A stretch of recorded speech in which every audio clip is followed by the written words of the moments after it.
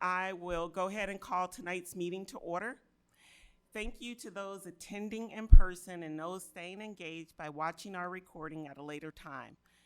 The public is reminded that if they wish to speak during community comment, they will need to fill out a speaker form located in the lobby on the table and turn it in to Board Secretary Kim Coven, seated at the end on my left. Comments will take place during the designated community comment time. Sorry, this microphone is driving me crazy.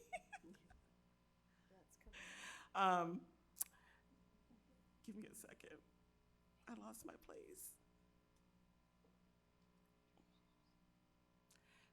Comments will take place at our designated community comment time. And before we move into tonight's agenda, I want to take a moment to introduce those at the table with me. To my right, Superintendent Degner, Directors Pilcher Hyatt, Eastham. To my left, Directors Abraham, Finch, and Board Secretary Coven. And with that, we will dive into tonight's agenda. First up was our ICEA update, but President Schutt is unable to attend tonight, so we'll go straight to community comment.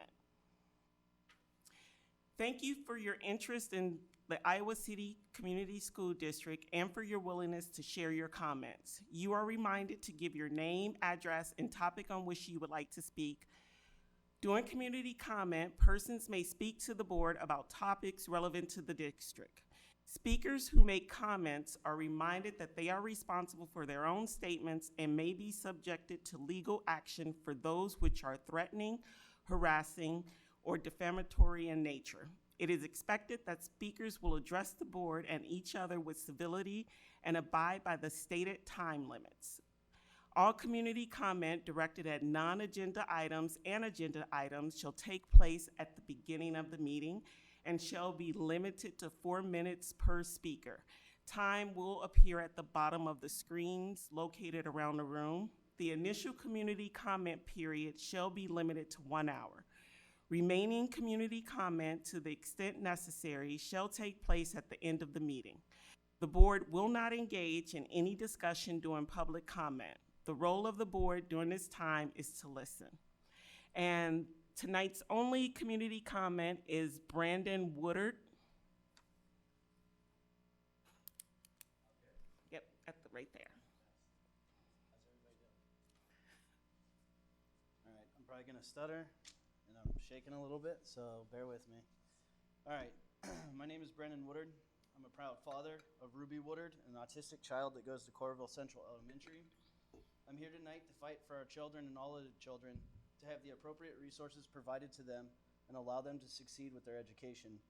The main topic I would like to bring to all your attention is a third-party ABA, that's Applied Behavior Analysis Therapist, within the schools. Over the last few years, my daughter has struggled and has an IEP and a BIP for behavior and learning disabilities. The school does their best to provide the students with the resources they have. However, it's very limited and doesn't meet the needs of all the students. Over the last year, Ruby's mother and I found an ABA therapist that travels and works with children in real life situations. We worked with the school to have the ABA professional come into the school and support our daughter, and eventually not only supporting our daughter, the staff and other students. During that time, every student that was part of that ABA program seen major improvements, and the staff also learned very valuable lessons in dealing with behavioral situations. There are multiple legal cases throughout the U.S. that have been fought and won to allow third-party ABA support to come in and work with the school districts. In my daughter's case, ABA is a prescribed therapy which is medically necessary, and the school is unable to provide that level that she needs. Therefore, a third party, I believe, should be allowed to work within the school hours during real-life situations to assist our children. As far as I'm aware right now, the school district does not have anybody certified in a BCBA credentials. Because of this, the school cannot legally provide, or as far as I understand, legally provide the prescribed ABA therapy that is needed. I would like to close on this by not only allowing or providing adequate support for these children and denying third-party support would be denying a major tool that teaches these kids and teachers and staff how to deal with these behaviors and disabilities. It would be denying a chance to greatly improve their social and educational skills. to better prepare them for the future. I ask that we reconsider and allow these third-party therapists to work hand in hand with our education staff so everybody can succeed and have a brighter future. That's all. Thank you. Next up is approval for tonight's agenda. Is there a motion? I move approval of the agenda. Second. Board Secretary Coven, we're ready to vote. Online voting is open.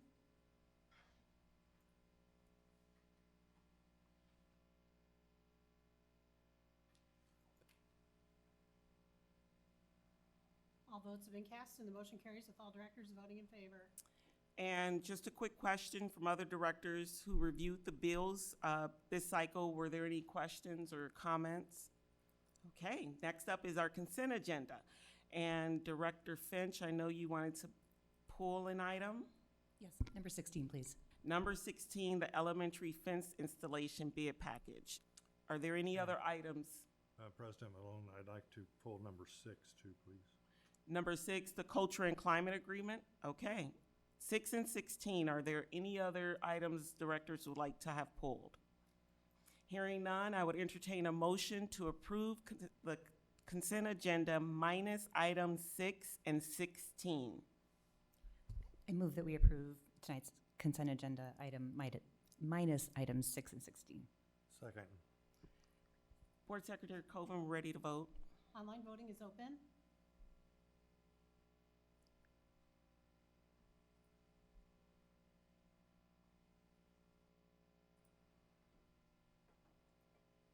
All votes have been cast and the motion carries with all directors voting in favor. First up for items pulled from the consent is item number 6, Director Eastham. I asked to give, for this to be taken off the agenda, to give the superintendent a chance to let us know a little bit more about this contract and working with this particular individual for this particular purpose and how this fits into our overall strategic planning. Sure. Superintendent Degner? Sure, thanks, Director Eastham. So the climate culture agreement that we have in front of you, if anybody else can tell, we have new audio-visual equipment in the boardroom tonight, so it's going to be going in and out as different ones of us talk. So please excuse us if we get distracted in the process of trying to explain some of these things.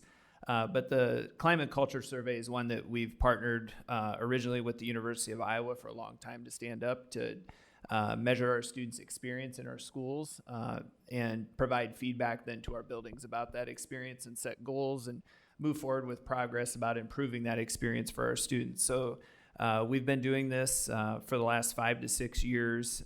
We continue to plan to administer this survey. This year we're moving to a pre and a post type assessment to try to measure some of the progress throughout the actual year instead of a one-time administration in the fall.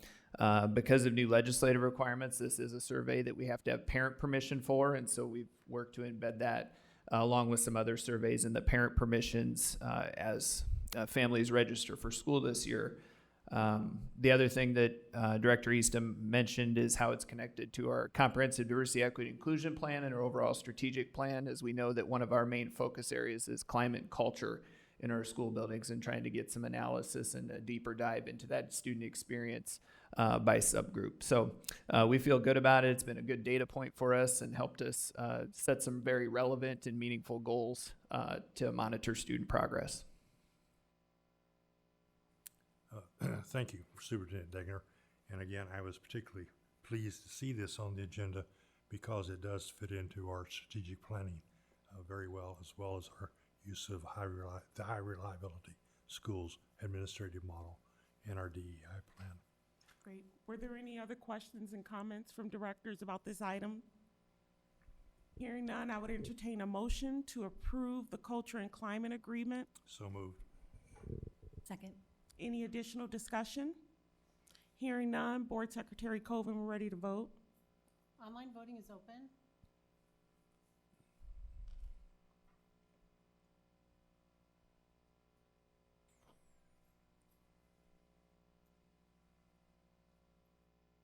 All votes have been cast and the motion carries with all directors voting in favor. Next up is item 16, the elementary fence installation. Director Finch. Thank you, President Malone. Yes, I pulled this because I know this item is important to a lot of the folks in our school community and the homeowners that border a lot of these properties.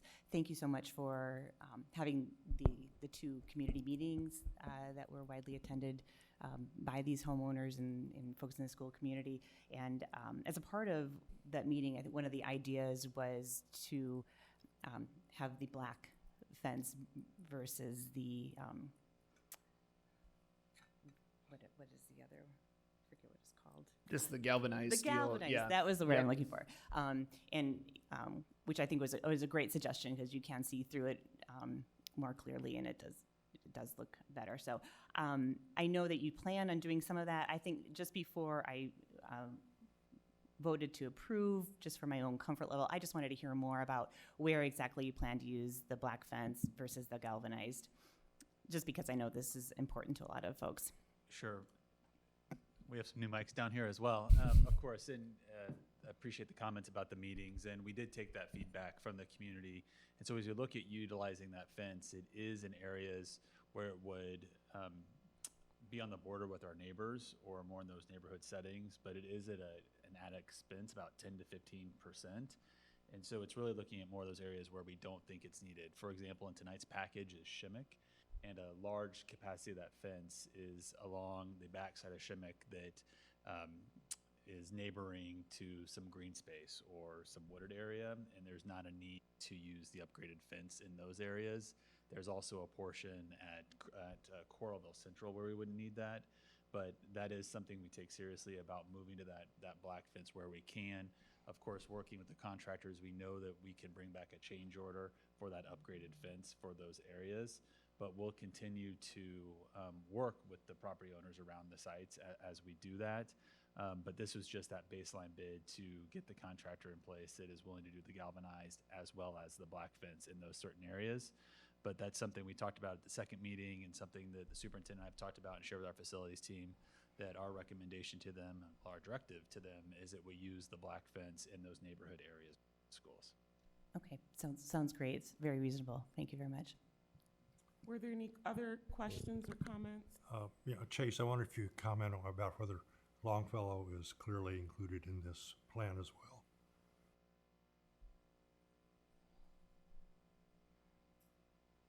In the one that's in front of us tonight, sorry, now I need to pull that up real quick, the attachment. Yeah, it's not in the list that's in the, Right, and that's, we're splitting it up, and so this is just for the 3 schools that are Okay. listed.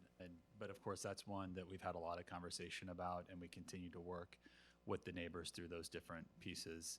And then when we bring that back, we can share some more information about that specific project as well. okay, thank you.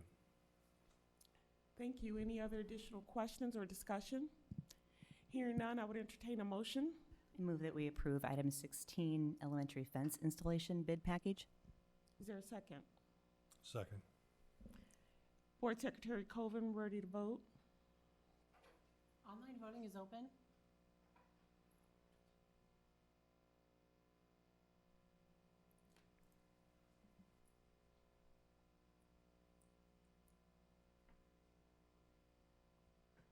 All votes have been cast and the motion carries with all directors voting in favor. Thank you. Next up is policy review and policy primers. And I don't know if Director Finch or Superintendent Degner taking this. Probably me, because we haven't had them to P&G yet at this point. But these primers are really to reflect the legislative changes from the last legislative session. You're getting them for first reading tonight, and then we'll ask for their approval at the meeting, which is really the night before school starts, which we need some of these in place for to make sure that we are in compliance with state law at that point. So most of the changes reflected there, or all of the changes that are reflected there, have been recommended to us by the School Board Association. One that we had questions about as an administrative team, we worked with legal counsel on. I think you can probably tell in there's some changes that are pretty closely aligned to those legislative changes. And so our recommendation would be not to do any edits at this point, but that if there's something that is uncomfortable there, we know that we do the review of all of the policies as we travel through P&G, and that we'll have plenty of opportunity to answer questions either on the 22nd or when we get to that review point here later in the year. So that's what you have in front of you. Again, we'll come back to them on the 22nd and seek your approval that evening. Great. Did any directors have questions for Superintendent Degner? Okay, hearing none, Sorry. go ahead, Director Christina, Easton. right. So Matt, could there have some discussion using language understandable to most of us for the 500 series provisions, since they have to do with student identity?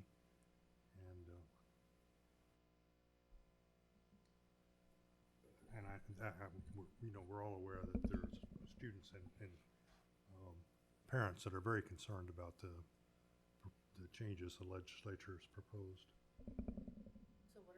Yeah, just can you clarify your question for me, Charlie?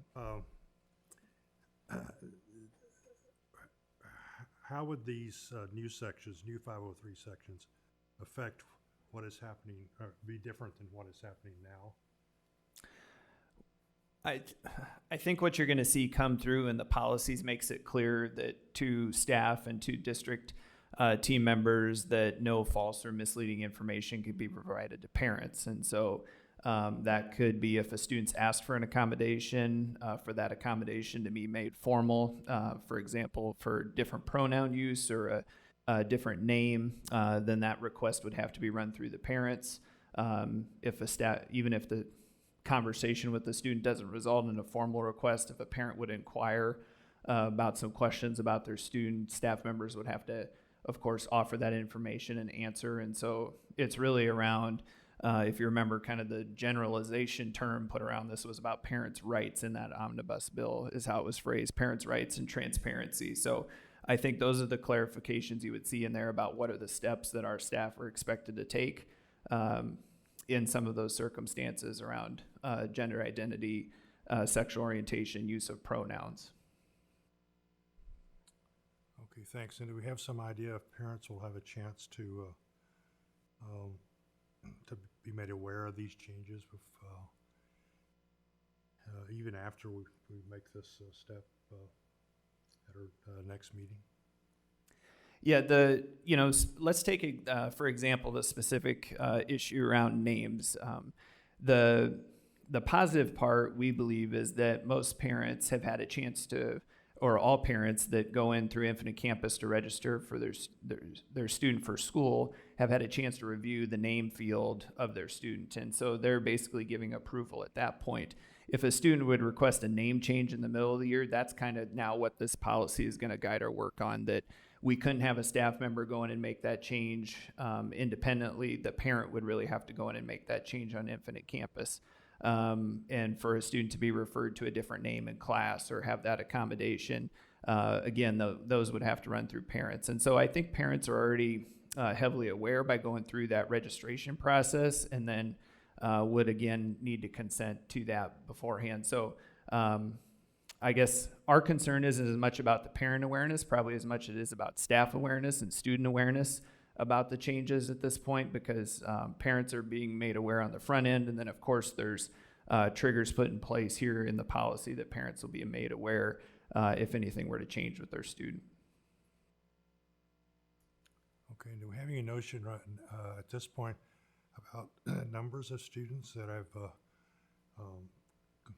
completed the last year with a name change or an identity change? I wouldn't, no, I don't have that data this evening. All right, thank you. Okay. Any other questions for Superintendent Degner?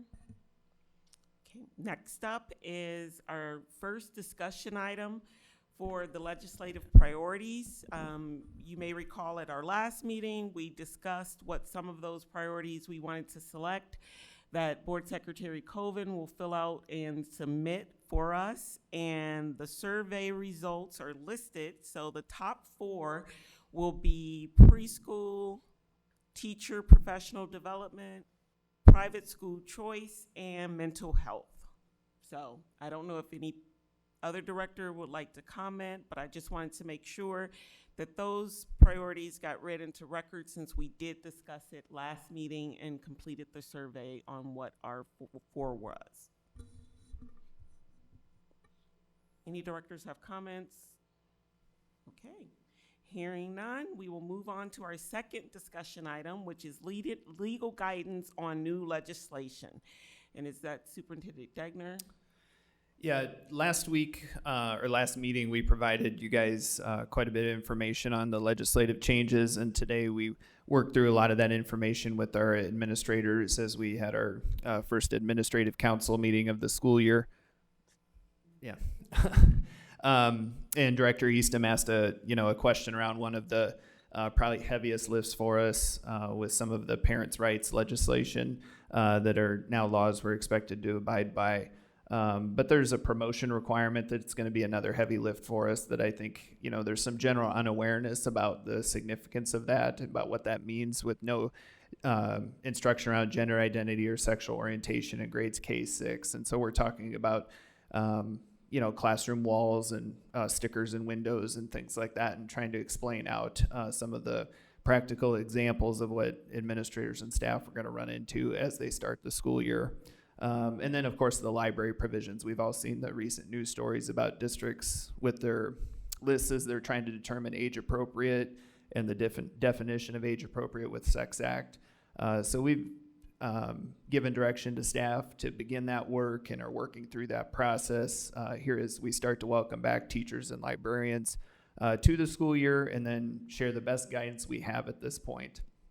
One thing that we're sensing that we might get from the Department of Education is a different process around guidance than what we've typically been used to.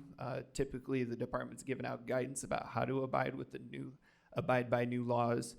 We feel like since this new directors from the federal government, that it might be more like a rules-making process where there's an opportunity for feedback and then rules are written the districts would be expected to abide by, which of course takes longer.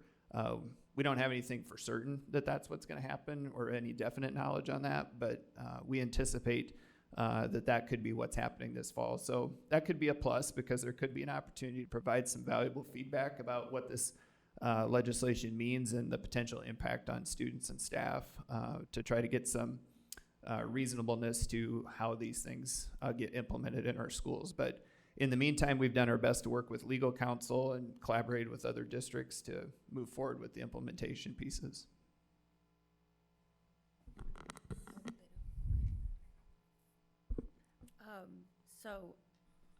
I just wanted to, as a board member, say that I'm grateful for the administration's work on this because the reason why it's so hard to answer the questions that everyone's asking, including us, is that the laws were written ambiguously.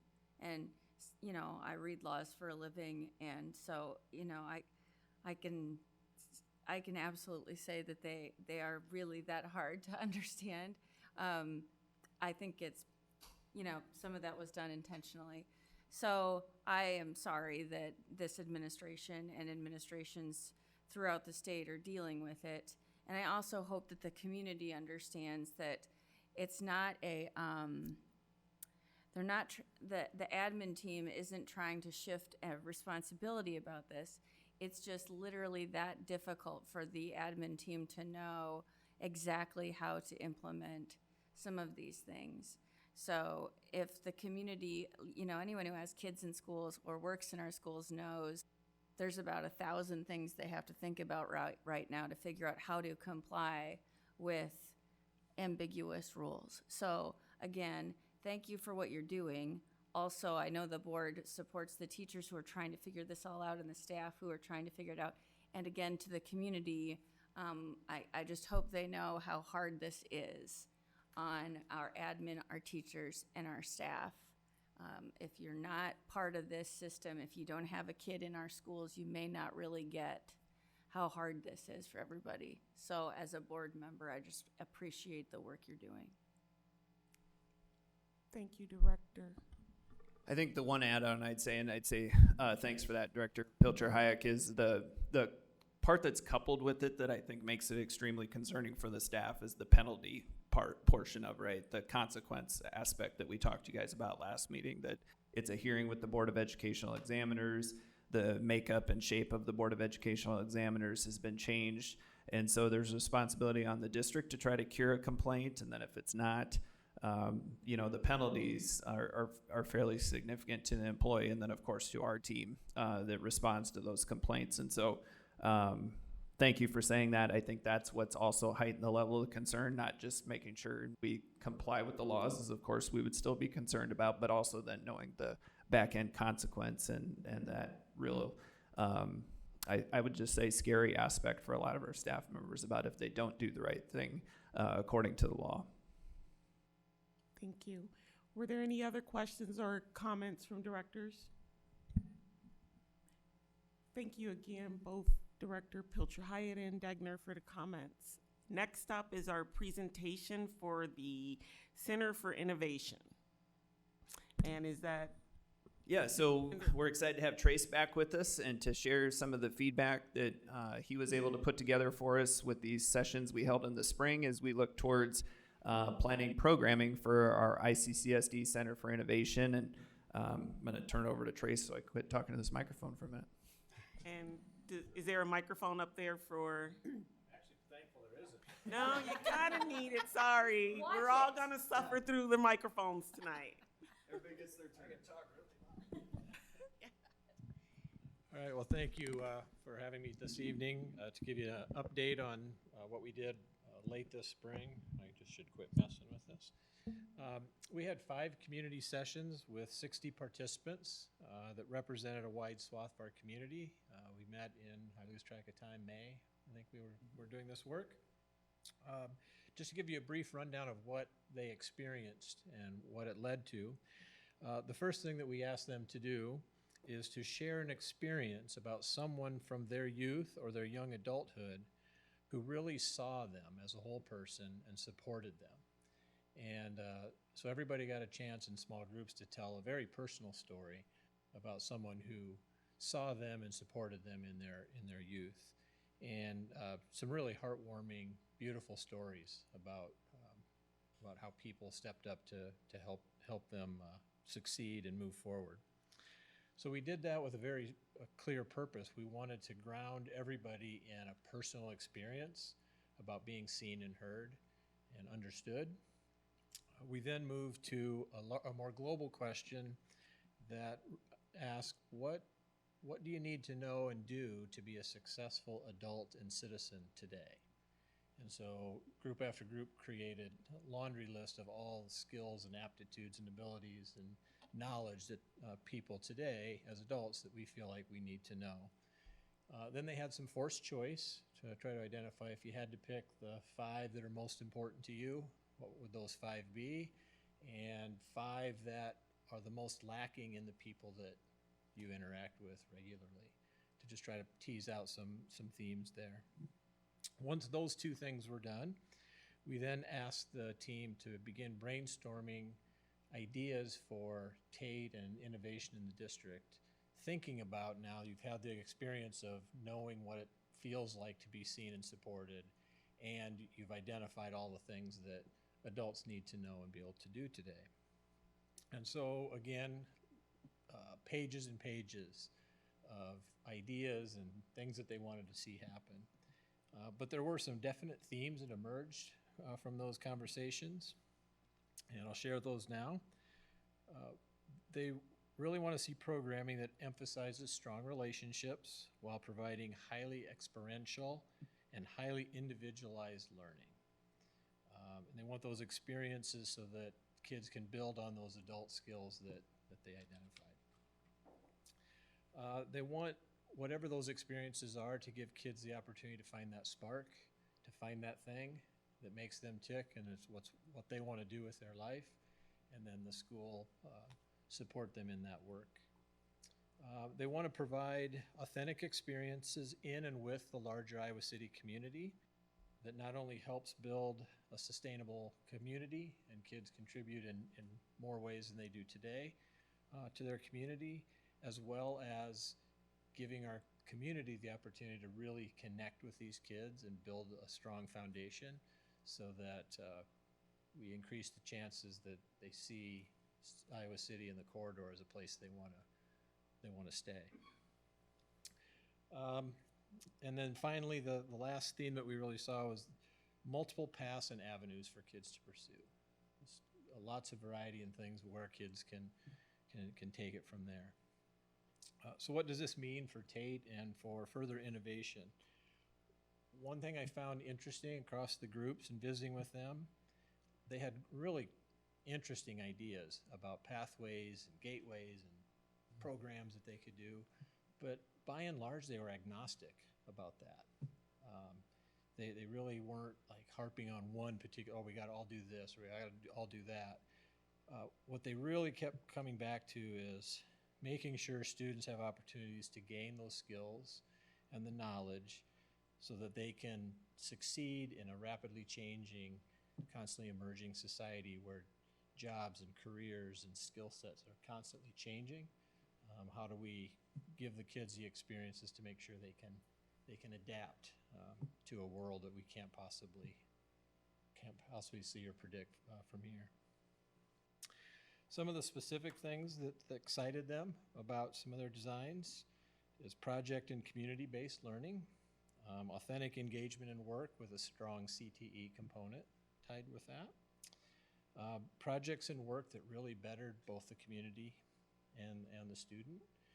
Some pointed to research about the teenage brain, especially for high school kids, the teenage brain needing to be engaged in something bigger than themselves. And so they're like, what's bigger than themselves and helping the community do cool things. Again, learning those transferable skills so they can adapt, having strong community partnerships so that they, I think what the people in the group really understood is that's a lot of work for teachers, build relationships, teach all these things. And like, this is where the community can come in and help kids formulate new relationships and connections with community members. Individualized pathways, whatever that might look like. And then finally, several people said, how do we turn some of this over to kids and let them help us figure out what this might look like so that they have a voice in the design work. So that's pretty much a synopsis of how the meetings went. I know several board members were there, so if I grossly misrepresented, I guess you can tell me that I did. But essentially what I would report is there was a lot of excitement and a lot of gratitude from all the people who participated. You know, loved to be asked the questions, loved the conversation, and that the board is serious about talking about these things and seeing what we can do moving forward. So with that, I'll take any questions or comments. So for me, and I don't know if this is a question for you or more appropriate for Superintendent Degner, what's next? Sure, that's a great question. So Trace is part of What's Next.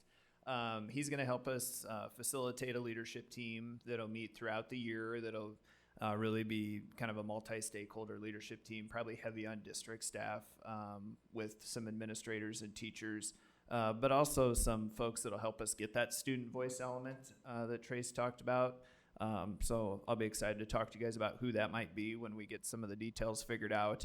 But then Trace also has some great connections to some potential sites for us to visit to see how other districts have put some programming in place. I think there's some local examples and there's probably some national examples that we'd want to spend some time trying to look at and learn from. And so really for that, then I think it's pulling together those ideas into what does that student programming look like for the Iowa City Community School District. This summer I've had the opportunity to meet with some of our district partners to see what they would be willing to do or ideas or thoughts they have to expand on. And so I think we're making some good progress in terms of building those relationships, getting people on board, and then eventually, of course, getting people behind a vision about what it could look like. I really think the thing you'll see from us is that leadership team come together and some report outs from that, President Malone. Thank you. Any additional questions or discussion items from Director Pilcher-Hyatt? Trace, I told you after the meeting, I thought you did a really nice job with those 5 sessions. I don't like those usually. You know how you can get in those meetings and their idea meetings and they seem like a waste of time? I thought it was really good. You did a great job on those. It made me excited about the work you're going to be doing. So again, I think What's the expression? You know how good I am at expression. All something ahead. All steam ahead. All steam ahead. All steam ahead. Full steam ahead. Thank you. There we go. Galvanized. Full steam ahead on the Center for Innovation work. I am really excited about it. So I'm excited about those next steps, and I just think the community is really excited to hear what we're going to do with it. Great. And so in terms of like, when this will come to fruition, do we have a goal of fall 2024? Is that what we're shooting for? Or? I think well, part of what I left out talking about next steps too is going to be determine some funding sources for this, right? And so that's part of where we think Trace will have some ability from working in this space before to identify some funding sources for us. So some of it will depend on funds available, how quickly we are able to identify programming and be able to generate student interest to sign up for that programming. I would love to have some type of a pilot programming going in the fall of 24, but I don't envision what happens in the fall of 24 will come close to what eventually we'll have for that student programming aspect. And just even as you hear him talk about it, multiple pathways, right? Maybe there's a pathway that we can start in some student programming that begins, but there could be a whole host of other options that come together. So ideally, yes, we're still shooting for fall of 24 to have some student programming, but I think it's going to be a multi-year roll-in for us. I think just as a reminder to the community, one of the reasons we're making this a priority is because we're now, going to be more, we're in competition with neighboring districts more than ever and with private schools more than ever. So this Center for Innovation will just be one more thing the ICCSD does that makes us the best. I think that's why it has such universal support from all of us. Agreed. Any additional comments? Okay, thank you so much. Thank you. Trace. Next up, we're almost at the end. Director Liaison Report, I'm sorry, I wasn't paying attention. Our directors wanted to highlight anything they did over the last month, or Director Pilcher Hyatt looked like she's ready. Go ahead. I'm excited about something. So one of our administrators, Carmen Guinegale, I don't know if I should what is Administrator Guinegale? I'm trying to remember what we're supposed to call everybody. Director, my bad. She came to our Latinas for Education meeting last night, and I just got goosebumps just thinking about it. You know what she did? So first of all, she speaks Spanish fluently. And when you get to come, like we had a family that has never been to one of our meetings show up last night, and they were feeling a bit lost. And there's Carmen, and she sat for an hour and a half and with that family, and she went through every step of that registration. And can you imagine what that meant to those people? And before that, she met with our group of leaders in the Latinos for Education group. And you could just see them. They several times they were just so grateful that they had someone so high up that was there and that was going to keep on showing up. I mean, I just want to say thanks and how proud I am to be part of a district that does that. And I know it happens in other groups too, and in other languages too. The Latinas for Education happens to be the one that I'm engaged in. So thank you. But thank you so much for highlighting that, because that's what it takes, is these relationships, one relationship at a time, one parent, one student, and just keeping at that. It's wonderful to hear. Thank you. Were there any other directors that wanted to highlight their reports? Hearing none, we'll move into agenda setting. On the 22nd, there will be a policy and governance meeting at 5 o'clock. And just saying that for Director Abraham. I thought it was tonight. Yeah. Following that will be our regular meeting. You'll see that all the standard items are listed, as well as the equity update, and the resolution will be hopefully back on the agenda for that meeting. But checking in to see Superintendent Degner or other board members, additional items from the parking lot that we planned on having on this meeting. I have a couple things that I've been listing on your board update. We'll have our first education showcase, and we'll be highlighting the foundation. So we'll be excited to welcome Laura Ebinger and have her talk to you guys a little bit. We'll do our quarterly financial report that we moved off of this meeting, the equity update that President Malone mentioned, and I believe we're highlighting Educators Rising that evening. Right now, we're targeting some HRS update to kind of let you know what we're doing this year in regards to HRS, and we feel really good about that work and the next steps we're taking there. So those were the items I've had listed on the board update that we'd be targeting for that. Some of the other items you guys have mentioned, you can see I have some other months slotted in coming up here soon in the fall for those. So Great, and I should point out, that's the night before classes start. Okay.